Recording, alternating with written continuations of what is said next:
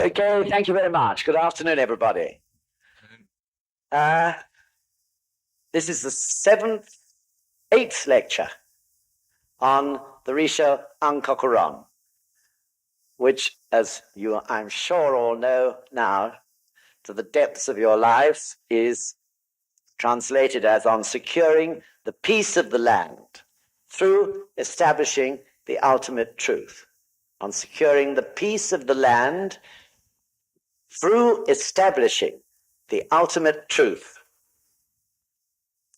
And in this lecture, we're going to deal with the seventh question, but we'll come to that a little later, and I'll tell you where it all is in the study material you have. This is the seventh question asked by that traveler who, in the way Nichiren Daishonin framed this thesis, called in to spend the night with a person en route for we don't know where.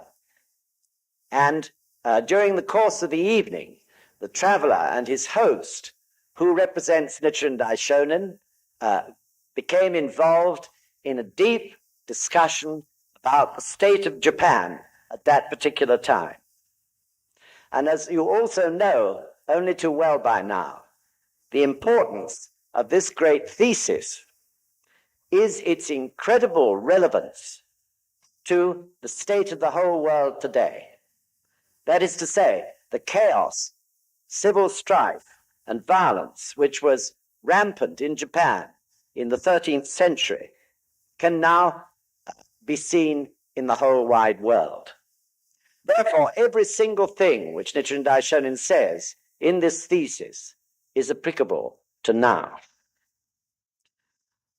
This time, for a little while, I want to consider again what Nichiren Daishonin's purpose was in framing or planning this thesis in the way in which he has. Why was it that he chose to send a thesis in the form of this dialogue between a traveler and his host to the person who was the most powerful man in Japan at that time? His name was Hojo Tokiyori, and he was a retired regent. Nevertheless, behind the scenes, he held the reins of power of Japan at that time. And on the 16th of July, 1260, Nichiren Daishonin delivered this thesis to this important man. So what really was his motive in doing that? And why did he write the thesis in the way in which he did?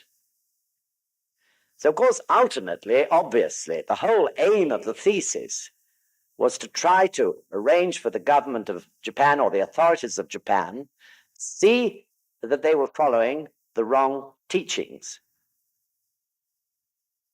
and to establish the Gonzen as the prime point of the Japanese people. This, of course, was the overall aim. But why did he set about it in the way that he did? This is what I'd like you to consider with me for a few moments. So first of all, Nichiren Daishonin's aim at the outset of this thesis was to obtain the host, or, if you like, Hojo Tokiyori's agreement or acknowledgement of the appalling conditions that existed at that time. Many times in these lectures, those conditions have been described, and I don't think there's any need for me to go into them in detail today. But basically, over a period of more than 40 years, Japan had been through the worst succession of natural disasters, such as earthquakes, typhoons, epidemics, famines, droughts, and so on, that had ever been known in the history of that country, and indeed, never since those times has there been anything quite so bad. And at the same time, throughout this period, there was a threat of civil war between the families or clans that were jockeying for power in the quite comparatively recently formed samurai government, which had started to gain power about 100 years previously. So he wanted Hojo Tokiyori, first of all, to acknowledge that this truly was the state of Japan today. And in doing this, I think that he had three aims in mind. First of all, he wanted to be sure that Hojo Tokiyori was actually facing the situation and not hiding from it or trying to turn a blind eye on it. He wanted to be sure that this man who had the powers of authority in his hands really faced the point that Japan was in utmost chaos. And secondly, he wanted Hojo Tokiyori to acknowledge that he himself, though he was the most powerful man of the day in that part of the world, had no idea whatsoever how to solve the situation. That was the second most important point. And the third, he wanted this retired regent's acknowledgement that not only he, but no one else in the land knew how to solve the problems. And that, of course, most important of all, included the various sects and religions which were in positions of protection and authority in Japan at that time. So in this way, Nichiren Daishonin was seeking common ground with the traveler who was staying the night with him, or Hojo Tokiyori. He wanted to find an area which this man would agree with him. And having found that area of common ground, he could then proceed on equal terms or on terms of understanding to reveal what he truly wanted to say, which was, of course, his revelation of the ultimate truth, or the Gohonzon. And this sequence of events is in perfect accordance with the way in which all Buddhas have taught. That is to say, he was following the sequence of preparation, revelation, and then finally transmission, which we'll come to a little later.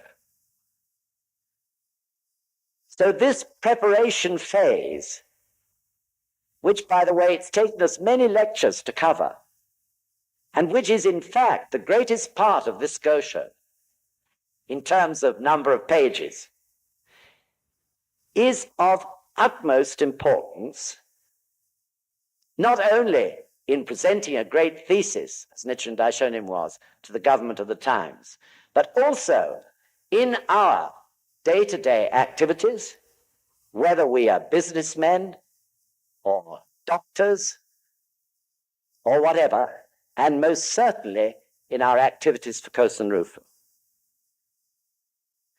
The point about the preparation phase, which Nichiren Daishonin took so much pains to present in great detail, is that it orientates or prepares people's minds so that they are ready to absorb the revelation. Without that preparation, the revelation could easily prove to be much too indigestible to swallow. So how often, I wonder, do we find in NSUK today members and indeed leaders not following this principle? I believe more often than we might imagine. So when I was thinking about this, I made up a little story to illustrate this point of the essential need for thorough preparation. And I imagined a leader in London on the phone to a regional leader in a place which we'll call Little Muddlecombe. So Little Muddlecombe is about 300 miles from London, long way away. And this leader gets on the phone and says, I want you to come to a meeting in London on the 6th of May. It's at 3 p.m.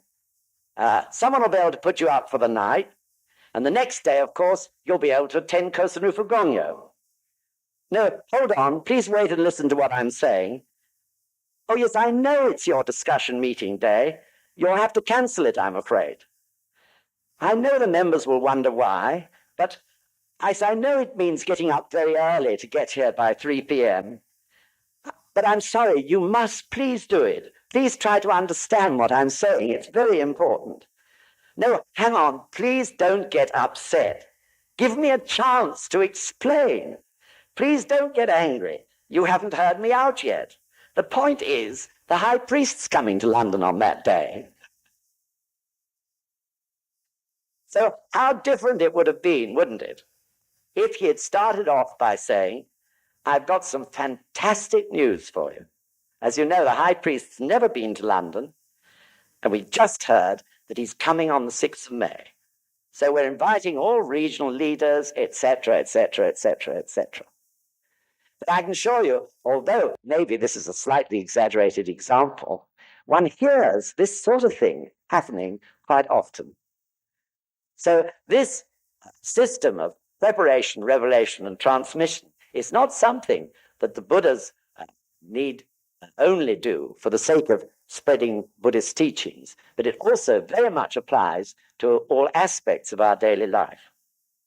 Certainly, if we had done it in the right way, or if this leader had done it in the right way, there would have been no agitation, no confusion, no panic. And furthermore, by preparation, as I say, people are then able to absorb the main point of what they have to do and learn. So anyway, coming back to the traveler in the Risho Ankokuron, first of all, as a result of the careful preparation, the traveler was quite in agreement, wasn't he, with what Nichiren Daishonin was saying. Nichiren Daishonin said, Japan is in a terrible state, this is what it's like, and of course, he agreed. But then, as the preparatory phase went on, things got a bit more sticky, didn't they? Nichiren Daishonin, in fact, did point out to him, though not indirectly or rudely, that though he was the most powerful man in Japan, he was powerless in this situation. And so was everyone else, including the religious leaders. And it was at that point, do you remember, that the traveler began to bluster and get really angry. His pride, of course, had been hurt. Even though, no doubt, in his heart, he acknowledged that it was true, he was powerless. So we also reach this point often, sometimes in Shakabuku. As we're preparing the way, we find, for no reason at all, or for reasons that are quite difficult to see on the surface, that the person we're trying to shakabuku and teach about Buddhism starts to get angry, upset, irritable, or whatever. So one example, for example, is a parent approached by their son or daughter who is practicing. Parents probably have never been in the least religious, have shown no inclination towards religious practice of any sort. Yet the moment the son or daughter begins to talk to them about Buddhism, they become incredibly defensive about the religion, which of course they may have inherited traditionally through birth, yet have never used. Why is this? I think there are two reasons. One is that religion which they inherited traditionally, but perhaps never really practiced, is part of the established order of things. And there is a natural human tendency to shake and panic when it appears that that natural order of things is being tampered with or interfered with, even though they may be fully aware that that established order is not particularly satisfactory and is not giving people necessarily much happiness. And the second reason, I think, is a very personal one, that because those parents were not particularly religious themselves, they feel a sense of guilt that their child, on growing up, should embrace something which to their minds is very strange, called Buddhism. And they worry that if they had been better at their own religious practice and at teaching Christian principles, maybe the situation would have been different. I think perhaps also there is a third reason, and that is that they may have a superstitious concern that the fact that their son or daughter is practicing Buddhism may bring the wrath of God on their heads. Because even though Christianity may not be practiced by so many people seriously, there is still that superstitious view about God, because no one knows what God or who God really is. So, of course, this is a specific example of a specific possible case in society. But whatever happens, when we shakabuku, at times it does hit the very core of people's lives and shake the established order of their thinking. So if we encounter such situations, Nichiren Daishonin in this Gosho, Risho Ankokuron, is really showing how we should behave. Though the traveler got so blustery and angry, Nichiren Daishonin was consistently patient and compassionate in the way he spoke to him. And of course, we can think of other examples in shakabuku, can't we? We find people who, because their blindness or their refusal to look at the state of the world is comfortable, don't like the prospect of being shaken out of that situation by someone who tries to force them to open their eyes and look over their garden fence. Such people are likely to feel in their hearts the world has always been like this. There's always been this sort of trouble going on. I know it seems pretty bad today, but it's always been there in history. There's nothing we can do about it. This is the world we live in. For heaven's sake, leave me alone. I'll just cover my ears, bury my head in the sand, and I want to forget all about it. And if everything collapses about my head, well, it can't be helped.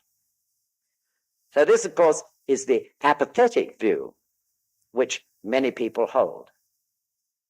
But either way, in those two examples, of course, those attitudes, in one way or another, aren't going to save the world from destruction. So Nichiren Daishonin, knowing this, then set us the example of determination, didn't he? No matter how much that traveler blustered, no matter how angry he got or upset he got, he relentlessly, politely, firmly, patiently continued with his task, which was to shakabuku him. He pursued his goal unfailingly because his prime purpose was to reach a point where that traveler could accept or at least listen to the revelation, which was the most important part of all he was trying to say. So the same should apply to us when we're involved in discussions in the process of trying to teach others Buddhism. Whatever happens, our wisdom should tell us the way to keep control of the situation until we can actually reveal the ultimate truth. So then Nichiren Daishonin went on in this thesis to analyze, didn't he, the reasons for the situation today. And first, he explained the cause, why it was that everything was going wrong in Japan, or if you like in up-to-date terms, why it is that everything is going wrong in the world. And he pointed out that it was false teachings that were causing people to go astray, causing people even to slander and act against the true law, or as we know it today, the rhythm of life. And he then proceeded to prove this through the medium of the three proofs, documentary or historical proof, theoretical proof, and then he gave certain examples of actual proof. Having done that, he continued, by which time the traveler was getting a little bit more easy to handle, and he proceeded to explain the effect. What he was saying in so many words, or in the words of the Gosho, were, because the minds of the people are impure, or if you like, agitated and distorted, therefore, what he termed the Buddhist gods had left the land. That is to say, because the minds of the people were acting in a negative or destructive way, the relationship of those people with the forces of the universe that surround them, both within their lives and outside their lives, were also beginning to be motivated in a negative and destructive way. And this, of course, is the principle of Eshofune, which I think you're all familiar with. Principle of the absolute inseparability between man and his environment. Whatever the state of man is, that state will be reflected into the environment and then will reflect back onto man. So all of us in our individual ways prove this, don't we, once we become aware of this principle in our daily lives. We know, each one of us who's practiced, that in our individual lives, anger is reflected by anger. Greed is reflected by greed. Buddha, therefore, is reflected by Buddha. So as with the individual, so on a collective basis. You get a city or a nation in which the people's lives are agitated, apathetic, destructively negative. Then the environment, which includes the Buddhist forces, the Buddhist gods, the universal forces, will react in the same way. So this he clearly explained through the example of the 3 calamities and the 7 disasters, which are brought about by people living their lives in a way which is in fact against the rhythm of life. He then proceeded to point out that the people were following these distorted views because of the actions of certain priests and monks who had taught them these views. And he pointed out that these monks, in some cases, acted as they did through the devilish influence in their lives, through their desire for power, through their pride, through their incredible egoism, or through their plain stupidity and ignorance. Then he went on to reveal the solution. The title of the thesis, indeed, the revelation, which is to secure peace in the land through establishing the ultimate truth, meaning the Gohonzon of the 3 great secret laws. So no doubt, when Nichiren Daishonin reached that point, the traveler would be saying, well, how can I know this is the ultimate truth? And this, of course, we meet in our own attempts to shakabuku. Why should this be the ultimate truth? How do you know it is? What proof have you got? And Nichiren Daishonin went on to quote from teachings of Shakyamuni Buddha, particularly the Lotus Sutra, in order to show that the teaching for this age is the Lotus Sutra above all sutras. And the reason why everything was going wrong in Japan was because these sects were following either sutras which were provisional and preparatory, or they were actually denying the sutras of Shakyamuni and following the teachings of other more legendary Buddhas, such as Amida. And then finally, having passed through that stage of revelation, Nichiren Daishonin proceeds to the last phase, which is transmission. So going back to our example of the phone call to that leader in Little Muddlecombe. He should remember, or perhaps that London leader should be sure that he does remember and remind, to explain to the members why it is that that discussion meeting has got to be cancelled, and how fortunate it is that even if only one representative is able to go to London to meet the high priest, so that those members can chant that he can make his journey without obstacles and arrive safely to attend the meeting. And no doubt it will be necessary for them to discuss when they'll hold that discussion meeting instead, what alternative day. And maybe they'd need to advise London what day it is so that someone from London can come up and support their meeting. And most important of all, he would want to say to his members, she would want to say, I'll take you with me in my spirit, and I'll bring back everything I can from this great event so that you'll all feel as if you were there yourselves. So this is transmission, isn't it?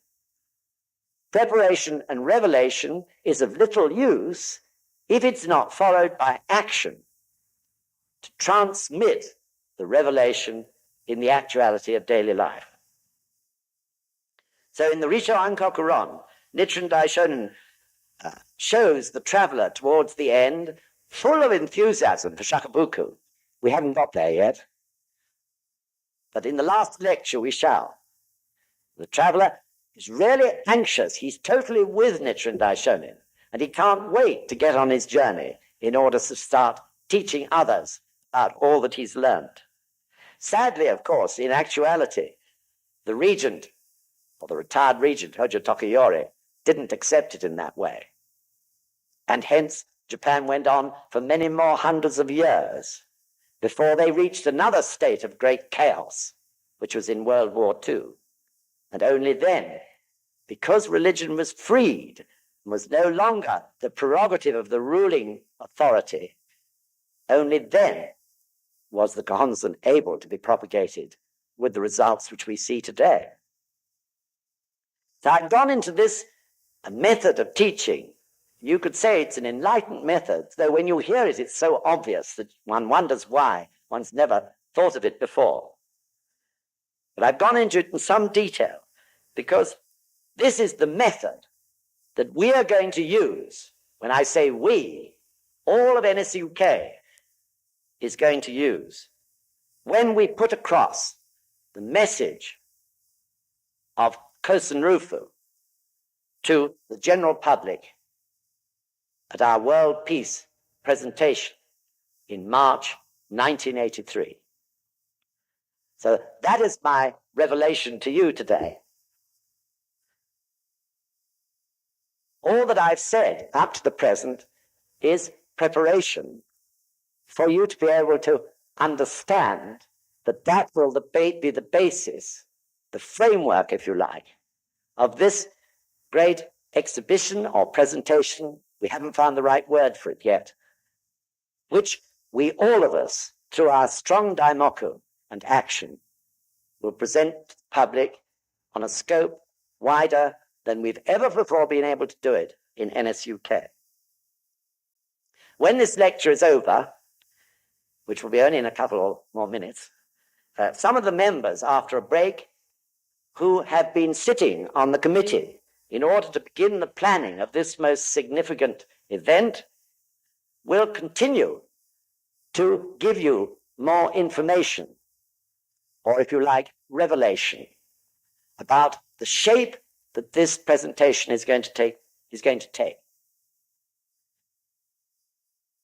And they will then go on to enter the transmission phase.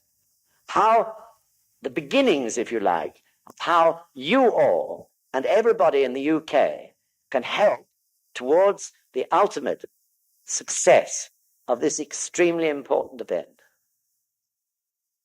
And I think it will also be exciting to you to know, those of you who have patiently come to all these lectures on the Risho Ankokuron, that the ingredients of this presentation within the framework of preparation, revelation, and transmission will be founded course in modern terms, on the Risho and Kokuron. So this is an extremely exciting prospect. And provided we achieve it on that foundation which Nichiren Daishonin taught us, I believe we cannot fail. So in a few minutes' time, we'll have a break and begin that presentation. But just to make sure that I do a little bit of lecture on the Gosho and advance it, even if only a little way, we'll deal first with question 7. So question 7 is on page 23. Those of you who have got the Sacred Times extract, or on page 31 of volume 2 of the major writings of Nichiren Daishonin. Page 31 in volume 2.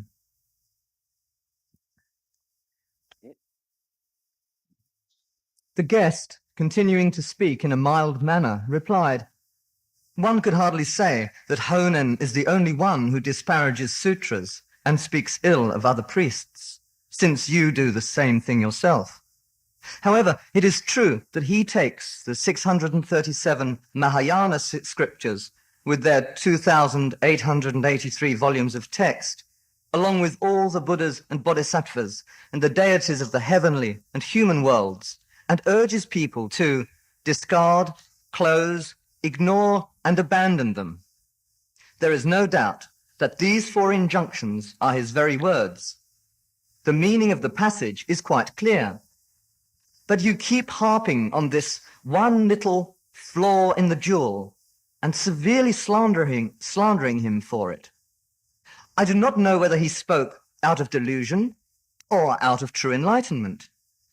Between you and Honen, I cannot tell which is wise and which is foolish, or determine whose assertions are right and whose are wrong. However, you assert that all the recent disasters are to be traced to the Senchakushu of Honen, speaking quite volubly on that point and elaborating on the meaning of your assertion. Now surely the peace of the world and the stability of the nation are sought by both ruler and subject and desired by all the inhabitants of the country. The nation achieves prosperity through the Buddhist law, and the validity of the law is proven by the people who embrace it. If the nation is destroyed and the people are wiped out, then who will continue to pay reverence to the Buddhas? Who will continue to have faith in the law? Therefore, one must first of all pray for the safety of the nation and then work to establish the Buddhist law. Now, if you know of any means whereby disasters can be prevented and troubles brought to an end, I would like to hear about it. Thank you. So as you can see, the traveler's attitude has changed considerably, and he's getting much calmer. And for the first time, he acknowledges Honen's errors. Honen, you remember, was the founder of the Shingon sect. This was the teaching which denied all of Shakyamuni Buddha's sutras and taught the existence of a pure land in the west, and made some reference to 3 sutras of Shakyamuni's where he had mentioned the existence of this legendary heaven or land. So you can see towards the end of that first paragraph that the traveler is getting thoroughly confused. He says, between you and Honen, I cannot tell which is wise and which is foolish, or determine whose assertions are right and whose are wrong. I think you could say that today that question could be put by many people too. Who is right? Who is wrong? What is right? What is wrong? Of all the plethora of teachings and philosophies and information that pours into our heads, and which we can read so easily through the huge numbers of books that are published in these days and available to us all, through the television, through the newspapers, and every form of mass media. In this connection, I think it's interesting to hear what Sensei said recently in a speech to the Youth Division leaders last December. He said, the times have been changing from an age of materialism to an age of the mind, from an age of the mind to an age of life. People have begun to awaken to the fact that the true value of happiness only exists within one's life. It can be said that the age where one's greatness was measured by fame or wealth is completely over. The main characters in this age of ordinary people are ordinary people. So changing times have always caused confusion in people's minds. Quite naturally, we talked earlier of the established order being shaken. So, of course, there are still plenty of people in this world following that old philosophy of materialism, still believing that they can obtain happiness through material possessions. On the other hand, there are others, aren't there now, who are pressing forward to find the truth. And I believe these numbers of people are steadily increasing. So this, of course, is a wonderful thing for us, isn't it? That point of change where people are dithering, thinking, wondering which way to go in order to find happiness. Recently, too, we've seen something of a religious revival. It's not very strong, really, but nevertheless it exists. And it's been happening now for perhaps 10 or 15 years or more. But there has been a revival in the seeking minds, especially of youth. People with courage are trying to grope their way, aren't they, out of the fog of the old beliefs and philosophies, and especially knowing beyond a shadow of doubt that happiness does not arise simply and solely from material possessions or wealth. So this is the age of the mind that Sensei is talking about.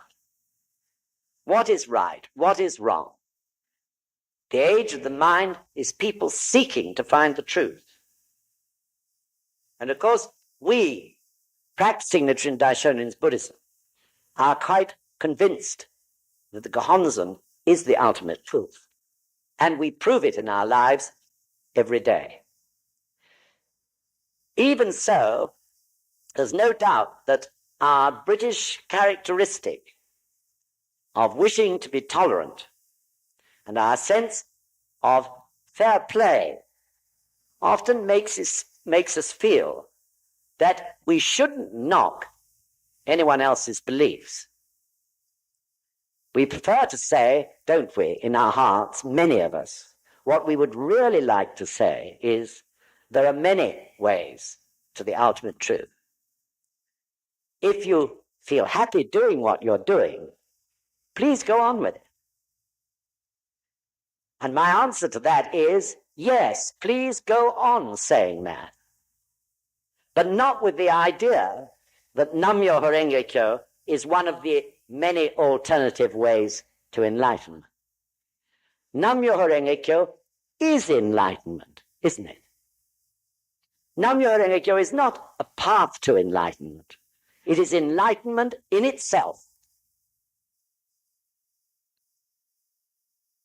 I don't think we heard the word enlightenment used so often in the religions such as Christianity and Judaism, Muslim religion. Very rarely is such a term mentioned. Certainly, enlightenment is not contained, I think, in the creed of materialists, communists, and so on. In the religions, they talk of earning the grace of God, the favor of some omnipotent power, isn't it, which is outside of oneself. In the same way as the materialists are desiring power through material possessions which they draw from outside themselves. Whereas Buddhism of Nichiren Daishonin is saying, enlightenment is inherent in you. Just work at it, Clear the cobwebs away and you'll discover it. So, Shakyamuni's Buddhism, Judaism, Christianity, Muslim faith are, I believe, truly, in our view, paths to the one enlightenment. But they are not enlightenment. They do not reveal the ultimate truth, which is Nam-myoho Renge Kyo. The enlightened or the Buddha state in life. All these religions, as it happens, certainly not by chance, appeared at round about the same time in various parts of the world. They all reached their zenith, you could say, between about 1000 and 1500 AD. And they all began to decline and lose their hold on the lives of people as a result of the growth of science and materialism. There can be many roads, I believe, to the one truth. For myself, definitely Christianity was a road to the truth. Definitely Christianity opened my religious mind, made me aware of the need for religion. Definitely for me, my years of practicing Christianity were a bridge between a non-religious life and finding the Gohonzon. Each one of these religions is leading towards the ultimate truth. But none of them can preach the existence of the ultimate truth existing in every single human being by the very nature of their makeup as entities of life in this universe.